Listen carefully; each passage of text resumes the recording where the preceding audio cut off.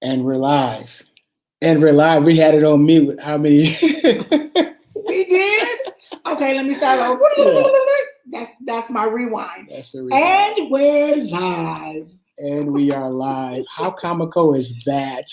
That's very comical, but we all know that we have been living in a pandemic for, my goodness, close to 2 years and counting. And how many of us have been in Zoom meetings? We thought we were literally talking, Right. and somebody had to tell you they can't hear. Right. So we just had a You're moment. muted. That's okay. We had a moment, but I love it. I love it. I love it. We got to have a sense of humor in here. So, hey, welcome to One and Done's bi-weekly Tuesday night live with my lovely wife, Onika, Miss Miller. Hi, you all. Welcome. Come on into the space. Come on in. And while you are coming in, make sure that you are sharing, you're liking, you're commenting, and you're subscribing. So, what we're going to do right now is we're going to go ahead and we're going to take a few seconds so that we can share this as well. And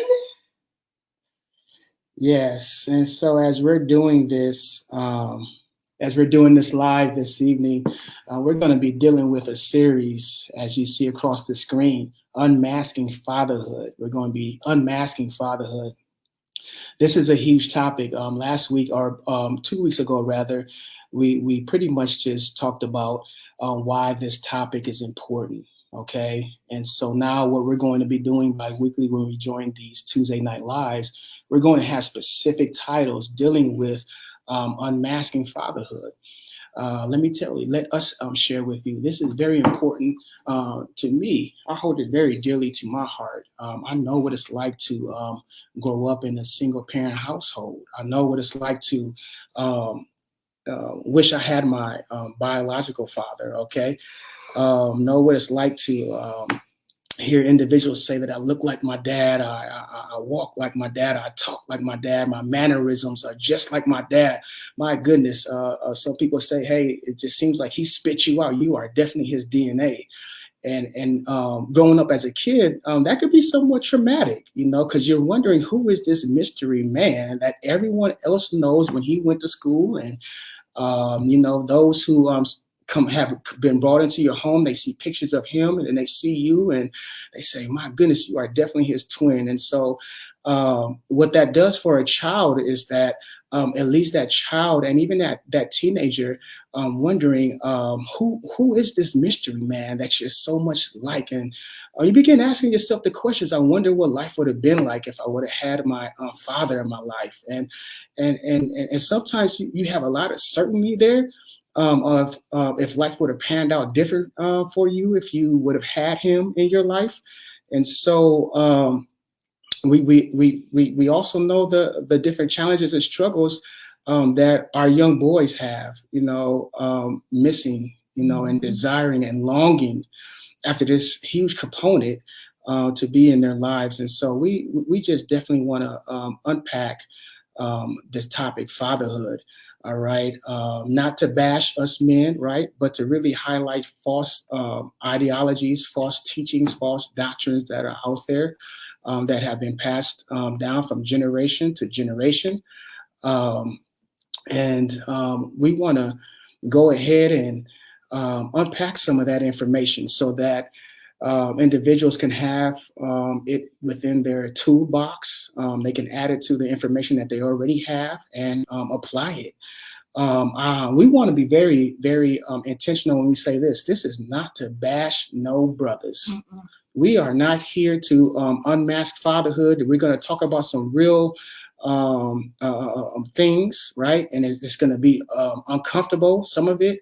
But the reality of it is that we're trying to combat against single parent households, all right? We're trying to combat against young kids committing suicide because they're missing and longing for a component that they desire. They see other fathers at the ball games. They see other fathers involved, right? And they're wondering if the issue was them, right? No, the issue when you, young man or child, it's called life. And so we want to help navigate individuals through this process called life. All right. So we are not here to bash no one. We just want to help. We want to help combat single parent households if we can do that. And we want to help motivate and inspire us as men to stay in the fight. Stay in the fight. It's going to get hard, and it does get hard. And we do get weak, and we do want to throw in the towel. We do become discouraged, in parenthood.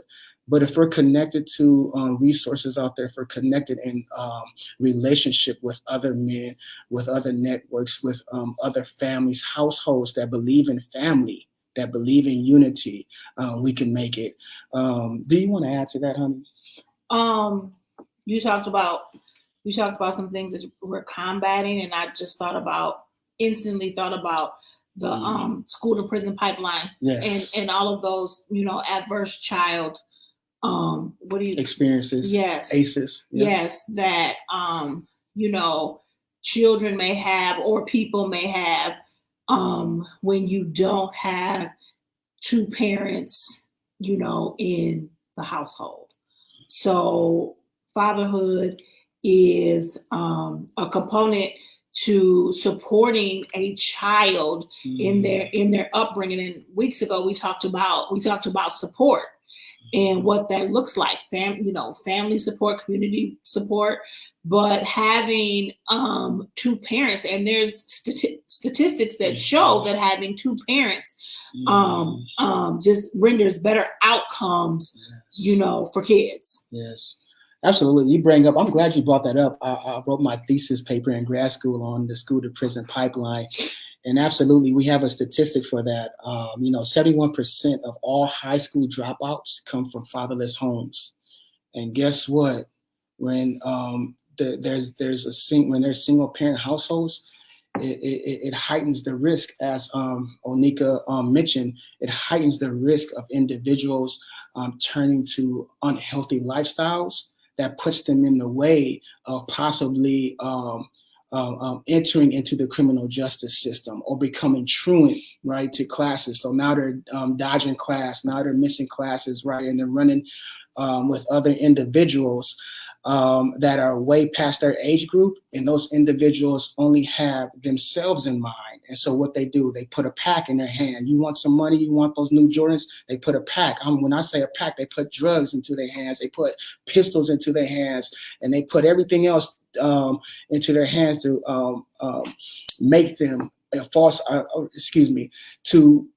make them into someone who they are not. All right. And so what that does is it creates confusion. It creates chaos into the mind of the individual. And then far too often they experience hard knocks in their lives. And by the time they wake up, they have wasted so many precious years to the streets, which really put them at a disadvantage at obtaining and retaining their visions and their dreams of life. And so we want to get into this just a little bit on today of unmasking fatherhood. Unmasking fatherhood. So the first thing we want to deal with regarding some of the false teachings, we have heard in our households. I know I've heard this one in my household. Do as I say and not as I do. Do as I say and not as I do. Why do you think that's problematic, Onika? Well, because kids model behavior.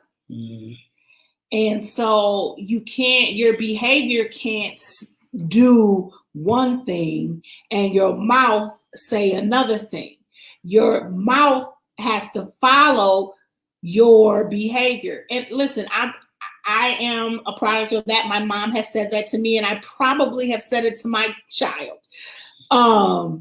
But it's almost like we want to give ourselves an excuse to do something, to do something that is not unhealthy. And we want to try to, say it's okay for me to be doing it.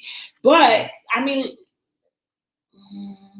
yeah, It's our behavior, our words need to follow our behavior. It becomes problematic because kids, like I said, they model our behavior. They model what they see. Absolutely. So that is poor teaching. Let's just lay it on out there. That is poor teaching. We do not want to teach our kids by saying, "Do as I say, not as I do." We have to remember that just as we as adults learn using all of our senses, all of our faculty members, so do our kids. Um, the reality of it is as adults, our brain is fully developed, and so we can navigate unhealthy teachings a lot more properly than a child whose brain is still in develop mode. All right. They tell us, science tells us that the brain doesn't fully develop until the age of 24, 25 years old. All right. And that's what come a lot of the times individuals within the community are fighting against a lot of these uh, uh, um, laws that are put in place with our juveniles, with our teenagers, because they're presenting a case that their minds are, you're giving life sentences, all right? You're giving life sentences to a child whose brain is not fully developed. And so we have to take that into consideration, all right? They are, our kids, our children and our teenagers, they are taking in information by what they hear, all right?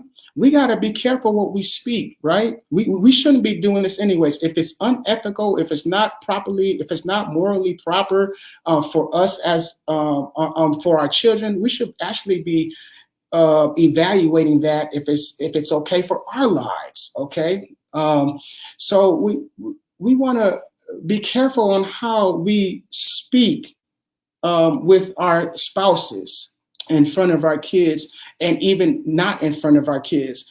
We want to be mindful of the language and the tones that we are using, because they are absorbing this information through their ears, all right? And what happens is that it's entering into their hearts, all right? And those are becoming emotions and feelings, and those feelings turn into thoughts, all right?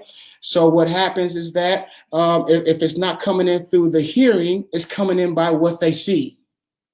This is why it's very important. This is another reason why it's very important that we operate in the light of love. Okay, we have to operate in the light of love because we don't want for our kids and our teenagers to adopt unhealthy relationship behaviors. All right, and so being yep, thank you. And so we also know that it becomes an integrity issue. We don't want to be operating, or we don't want our kids and our teenagers to operate in integrity because they're being watched. We want this to be who they are. Okay, and so we as adults in our households, as educators, as community members, elders, etc., we have a responsibility to model the healthy way of living. What do we have here? So we got Gina. Hey, Gina, welcome. Thank you for joining. But she made the comment, because when we say that, the parent isn't taking accountability for their own or our own actions. Help me, Lord. And that's right, we're not. And that's what I was trying to say. It's like we're trying to sweep, our stuff under the rug. We're trying to justify, our wrongdoing to our kid who has probably seen it, instead of saying, you know what, I did that. I was wrong for that. I should not have done that. And you don't do it either. Absolutely, absolutely. Thank you for that dialogue there, Gina.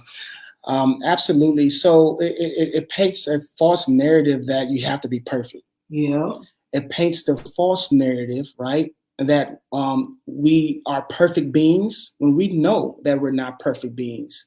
And so let's go ahead and break that myth right there. Just because we are the adults, right?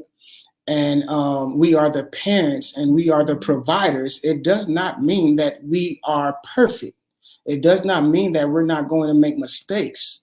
As a matter of fact, great teaching is that, as what Onika just said, is when we make those mistakes, we identify them. We identify them with our kids, with our spouses as a family, okay? And then we ask for forgiveness. If we have offended, and we know when we do offend, we need to ask for, we need to highlight that thing. We need to identify what we did wrong. That's the accountability piece, all right? And we need to go ahead and ask for forgiveness and let the kid or the teenager know that this is the proper way when you're going through life, that you don't have to sweep your imperfections underneath the rug. You actually want to identify them. That shows that we're conscious of right and wrong, and we want to make the necessary adjustments going forward, working at not perpetuating the behavior or the patterns that we have just committed. Absolutely. Absolutely. Absolutely. And so once again, it is very unhealthy to live by the teachings of do as I say and not as I do. Yep. All right. We want to be operating from a standpoint of integrity, and we want to understand that our kids are not going to always remain kids. Mm-hmm. They are born babies. Then they move to childhood. Then they move to teenagehood. Then they move to young adulthoods, and then they become adults themselves. Mm-hmm. We want to pass the legacy, not just of generational wealth. We want to pass the legacy of generational character too. Mm-hmm. All right, because they're going to be in the seat of parents when they get older. They're going to be husbands and wives. They're going to be the next community leaders. And we want to break the cycle of unhealthy parenting, all right, and model the cycle of healthy parenting. And that's the type of baton that we want to pass this generation. And it's very important that we do this, because one of the reasons why, not the only reason, but one of the reasons why we believe we see so much madness and so much chaos is because of the false teachings that we have learned. And then not only do we learn, but we practice them until they become embedded within us and they become who we are. That being one of them. Do as I say, not as I do. Absolutely. Absolutely. We want to jump right into the second teaching here. The second teaching here that we think is very problematic. Mm-hmm. We think this is very problematic. We think there's a high level of biases on how we interact with our boys and interact with our girls. All right. And so the question becomes, why do we show healthy affection to our daughters, but we do not show the same healthy affection with our sons? Think about that. Mm-hmm. Think about that. How often do we still embrace our daughters? Would be grown right now, probably married, and we still will embrace our daughters with a hug, let them know we love them, let them know that, hey, we cherish you. I mean, we just are showing healthy affection. But in some cases, when it comes to our sons, we don't show that same affection. Yes, and it's very problematic. It's very problematic. And it's just been passed. It seems like it's just been passed down, from generation to generation. It just seems like males, it's okay, or society has taught, our males or our fathers that it's okay to love on your daughter. It's okay to show affection towards your daughter. It's okay to kiss your daughter. It's okay to, all of those things you can do, males can do with their daughters. But when it comes to their sons, there's this pullback. No, And even with me, society taught me, like, stop babying your son. Stop hugging him and kissing him and doing all these things, because he's going to grow up and he's going to be soft. And men aren't soft. They're supposed to be hard. Like, these are all of the things that we're taught. They're supposed to be tough. They're not supposed to cry. All of those things that society, and then we in our families, you know what I mean, pass down to our boys. As soon as our boys start crying, what we tell them, get out. Stop all that crying. Kill it. So yeah, it's interesting. It's real, interesting that we're that way with our boys. And I think we have to break the cycle. Our boys, our men need to know, our fathers need to know that it's okay to love on your son. Your sons need that affection too. Your sons need that love too. Your sons, just like girls hurt, your sons will hurt too. That's good. And we can't just say your hurt doesn't matter because you're a male. And then they, what do? They internalize all of that. They hold all of that in, and they become, hardened or angry or depressed, or all of the things that happen when you hold, when you're taught to not show emotion. Absolutely, 100%. Society teaches us, pretty much from birth all the way through life. Boys, we play sports. Oh, we got to play football, and if you don't play football, you're soft. Yeah. All right. Oh, we play basketball. I mean, everything that depicts masculinity, is all. It tends to be associated with aggressiveness, right? It tends to be associated with how big your muscles are. It tends to be associated if you don't how you express your emotions, right? Your feelings, right? Listen, we have to bring balance to this here. It's too top heavy. I understand. We understand that. Hey, men, we have to, know how to go forward in life, right? We have to have shoulders and be able to carry, loads. But we also have to have balance enough to say, hey, what I'm feeling right now hurts, and it's okay for me to cry. It's okay for me to cry. And far too often, we're seeing our children, our little boys, if they fall down and scrape their knee and they start crying, they saying, what you crying for? Yeah. Well, they're crying because the way the brain works, or the way the body works, it sends signals to the body. Once you hurt yourself, it sends a signal to the brain, and then from there, there's a manifestation. The manifestation is you're gonna cry. They're hurt, right? And instead of coming and consoling our boys, we go and say, what are you crying for? Quit crying. And it's a healthy and normal action. Okay. And so we have to be mindful of that. Hey, it's okay to express your emotions and your feelings. All right. I also believe it's very important. It's important to embrace your sons, fathers. Fathers, if you're listening to us this evening, don't forget it. Don't forget to give your sons a hug. Don't forget to tell them that you love them, that you care about them. Because when we don't do that, what happens is that they build relationship, all right? They build relationship elsewhere.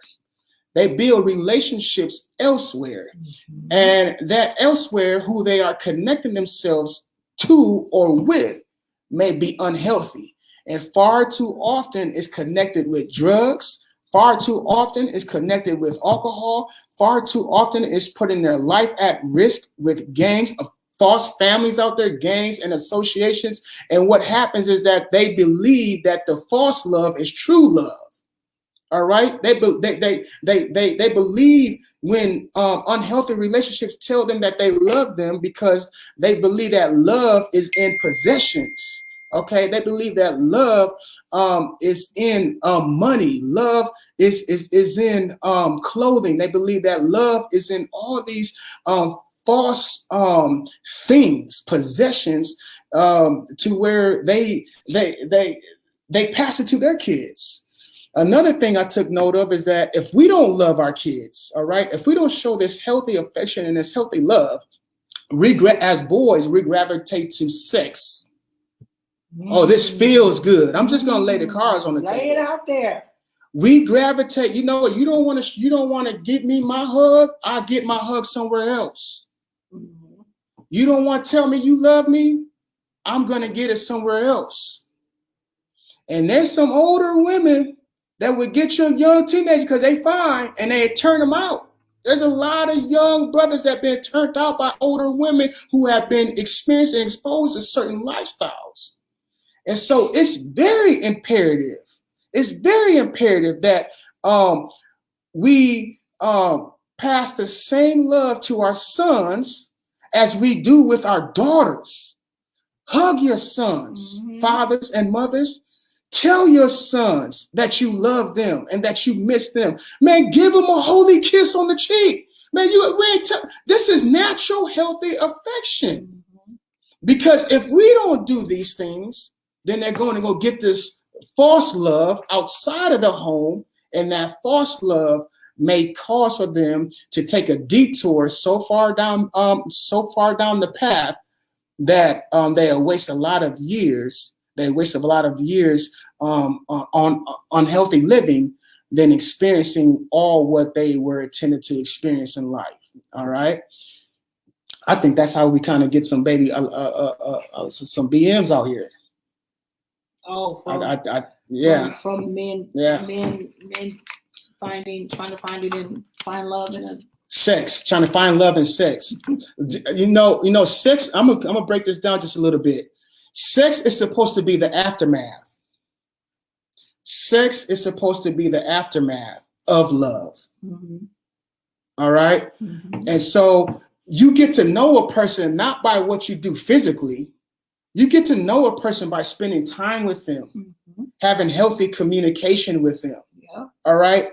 And doing things with them. And over time, learning who they are and they're learning who you are, and you are learning one another together.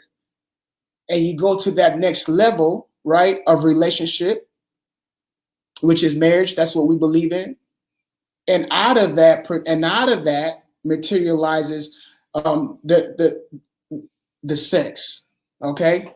So what you're actually, the intimacy takes place internally first, and then what comes out physically is actually what already took place internally. So really what happens externally is actually a manifestation of what intimacy has been taking place internally. And that's really what true love is. Far too often, we're seeing the cart before the horse. Mm-hmm. All right. We see the cart before the horse. Mm-hmm. And when you get the cart before the horse, you get that pleasure for a moment of time, and then you're out in the wind. Yep.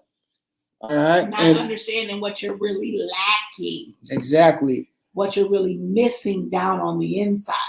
Exactly. And we have to, and guess what? We as parents have to take some responsibility. Absolutely. We have to take some responsibility of that, because if this is not in our households, we need to own that. Mm-hmm. We need to identify that. We need to own it. All right. And then put forth the steps that we need to take so that we don't perpetuate that. All right. Mm-hmm. Or so that your seed or your seeds don't perpetuate that. Mm-hmm. You know. Yes, because honestly, most people parent the way that they were parented. Mm-hmm. So if you're not affectionate, or you didn't give a lot of affection, and that's not to say that there aren't exceptions to the rule, because there are. People learn and people grow. So that's not to say again that there isn't exceptions to the rules, but a lot of times we parent the way that we were parented, and it's behavior, that needs to be unlearned. We need to unlearn this whole notion that our boys don't need affection. Our boys don't need love, and I'm going to show them, love by, just being there. No, it takes more than you just being there. They need affect, just like girls need, hugs and loves and kisses and all of those things. Boys do too. Yeah, we do. Absolutely. You don't want to be 41 years old. I'm 41 years old. Now, we call this paying it forward. Can you imagine? If I could have grabbed some of this when I was younger? I probably wouldn't have made some of the mistakes that I made. I made some serious. Let me just say this: there are mistakes out there that say, I made a mistake, and you recover quickly. Like literally, you can make a mistake and you recover quickly, and it's almost as if you didn't make the mistake. But there are bad decisions and bad choices that we make that can cost us years of our lives. Think about that. You got to be actively involved. That's right, Chris. You do. You do. You have to be, and that means not just like I said, not just being there, but knowing and understanding when your son is hurting and being responsive to that hurt. Yes. Being responsive to that, because that's the only way that we break the cycle and we unlearn those things that we have learned. I wish I would have known the things that I know now. Yeah. When I was a single parent. Because I definitely would have changed the way that I parented. And my son, and our son says it now. He says it when we look at when we're with our grandbaby. That's not how you ain't do that to me. You ain't allow me. You ain't do all of that. And so that says to me that, you're going to parent the way that you were parented. And I told him I was honest. Listen, I was young. I was a kid. I was growing up, and I did some things wrong as your mother. Yeah. Unlearn them. Don't do the same things that I did. Unlearn them because I know better now. And so let me tell you, that wasn't it. Yeah. And as you can see, even with that, you're still parenting. And so parenting is a lifetime journey. All right. And that's exactly what we're talking about. I know we went over somewhat of our time here, but parenting doesn't stop. It's a lifetime journey. We're constantly teaching.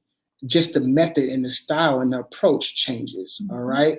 But we're constantly teaching. And one of the most effective ways that we as parents can teach our kids and our grown kids is by example. That's right. We don't want to use that doctrine any longer if we're still holding on to it. Do as I say, not as I do.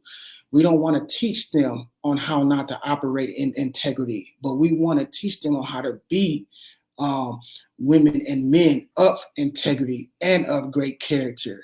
All right.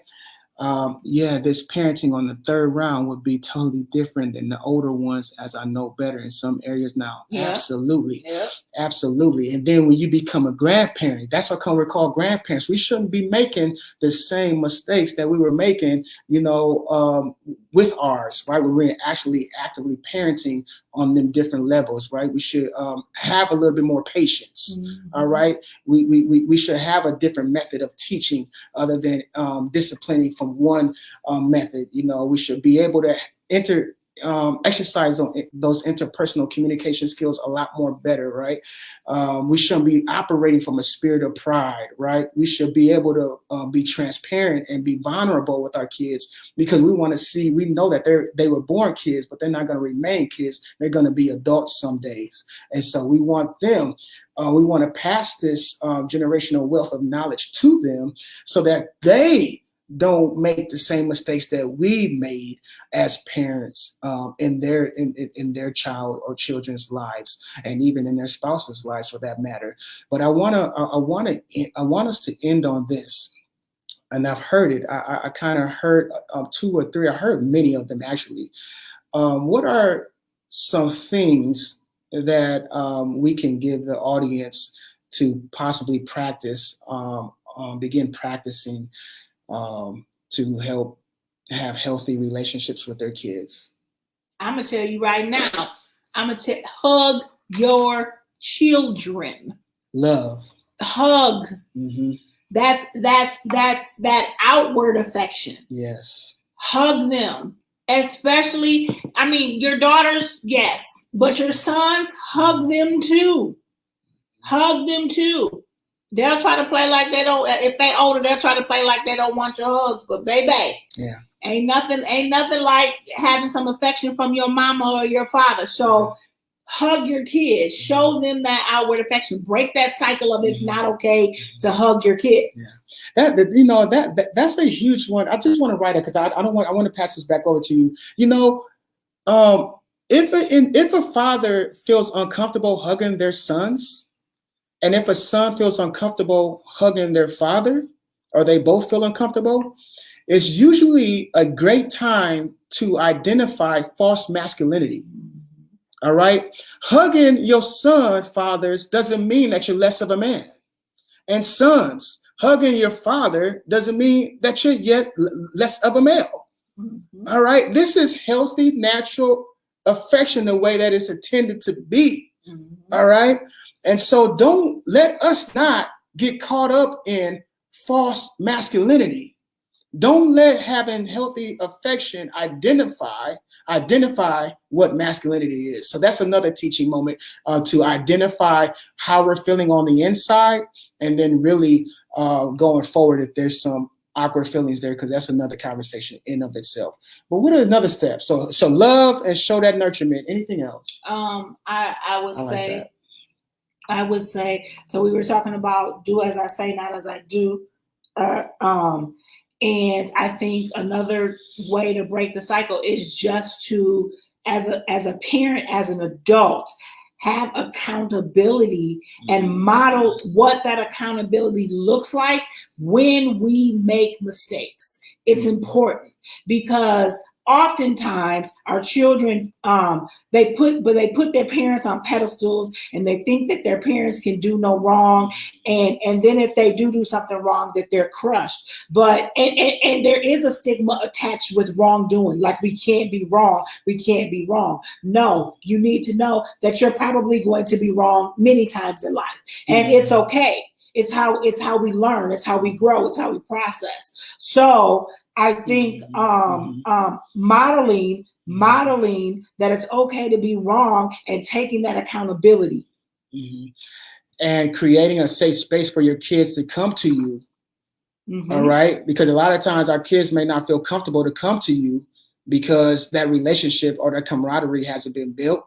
Mm-hmm. So we want to create a safe space for our kids or our teenagers or our young adults who are now adults to be able to come to us, right, and say, hey, what you did here, it impacted me. And this is the way it made me feel. Yeah. And we all need to be able to have a conversation around that so that the relationship can continue to remain healthy instead of fragmented, right? Instead of fractured. Because if you have a fractured relationship, then you can't grow and you're not going to be strong like you should be.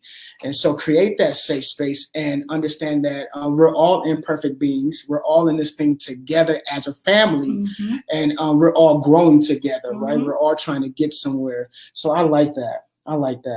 That's very powerful. Yeah. That was good. Accountability. Yeah, I like that. I like that. And we as fathers have to be able to take that that feedback. We have to be able to take that feedback, and that's going to hurt. Let me tell you something. I'm going to tell you right now. If you got a lot of pride in you, you're not going to be ready to take that feedback. And so what we want to do is try to get all that up out of us. All right. Because some of the stuff that you or we may hear is going to be uncomfortable. But guess what?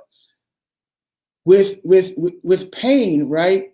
It actually, pain comes first before strengthening comes. Okay.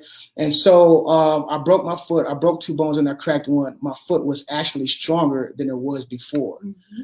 And so often, you have to break some stuff off in order for it to grow back. That's right. Stronger. Come on now. In order for it to grow back more healthier, and in order to get rid of that unhealthy stuff. And then you can start off on that foot. And this last piece right here, but not limited to, because we're far over our time, and we apologize. Thank you for being with us, and thank you for having dialogue with us. We love you, Sister Wills and Sister Foster, Chris and Gina. We want to say, yes, we're going to get that comment too. We want to say another huge step is what my wife has been sharing. Unlearn that stuff. Okay, unlearn that those false teachings, the false ideology, false doctrines of what fatherhood is, what masculinity is. Unlearn that stuff, because I don't put clean clothes on a dirty body. Come on now. Okay. I'm not going to put clean water in a dirty glass. I'm going to throw that stuff out that's in that glass, wash it out with soap really good, dry it off, and pour me in some clean filtered water from our refrigerator. It's the same principle. It's the same principle. The unhealthy teachings is dirty. It represents the dirty water. We need to identify those unhealthy teachings and sit down with someone, maybe a mentor, maybe it's a family member, maybe it's a lover, maybe it's your partner, maybe it's your child. I don't know who it may be with. Sit down with them so that, they can help you process through this thing and have that consultation with them and throw that stuff out. Boom, boom, boom, boom. And then get filled up with the knowledge and with the wisdom that we want to appropriate to see outcomes. So those are 2 other things I would say add to what Onika put. You want to take those, honey, and I'm done. All right. So the last couple of comments, Gina says, this is good. Thank you, ma'am. Thank you. And then Chris, I like this. She says, we actually ask our boys to grade us on our parenting with them, and we do the same for them in a safe space at least twice a year, as I think it's important to hear the true concerns and to change as a family. Absolutely. Way to create a space. Safe space. A safe space. Or a brave space, let's say a brave space, because it takes a lot for your kids to come out and tell their parents, well, I think you might suck in this area. Or, I think, that takes, because they might be like, oh, nah, you about to put me on punishment, But yes, way to create a space so that your children, so that your children have voice. Yes. Oh. Mm-hmm. So that they have voice. Yeah. I know this isn't a Bible study, but Jesus taught us that men do need to be hugged, because John laid his head on the chest, on Jesus's chest. Ain't that right? Hey, there it is. Ain't that right? Yep. What she said? Yep, because they be lighting me up. Yeah, but then you gotta sit back and reflect. You gotta sit back and reflect and say, okay, well, this is their concern, and this is how they're feeling. So let me acknowledge it. Let me be accountable, and let me perhaps change. Mm-hmm. Right? Yeah. It be tight. It be tight, because, like you said, that pride, it wants to rise up. It wants to rise up. Kiana, hey Kiana, caught the end of the convo, but there is a lot to be unlearned. There is. We have learned, just as people in general, we learn so many things, and we are bombarded with so many messages that needs to be unlearned. and things that we have passed on to, our kids and raising them that we need to be accountable for. Yeah. Yeah. We want to thank you all for your support on tonight. Thank you, honey, for that great wisdom, counsel. We want to thank every last one of you, Gina Foster, my cousin. God bless you. Chris Worlds, the crew, our sister. Bring that baby over, Jackson. Sister Kiana Johnson. My goodness, the LA CD. I love it. I apologize if I have the acronym backwards. But yeah, our sister, and yeah, we can't wait to see your newborn as well. God bless you. Thank you for the engagement. Let us unlearn. It's going to take some time because we've probably been learning this thing for about 25 years. So I'm 41 years old. If I've been learning unhealthy habits and I've been taking in this information for more than half my life, that means it's going to take some time. It's going to take some time, and it means I'm going to have to put in the work. And so be patient with yourself when you make those errors or mistakes. Identify those mistakes and make the necessary adjustments and get back on that horse and keep on doing the work. We thank you. We love you, and peace out. See you later.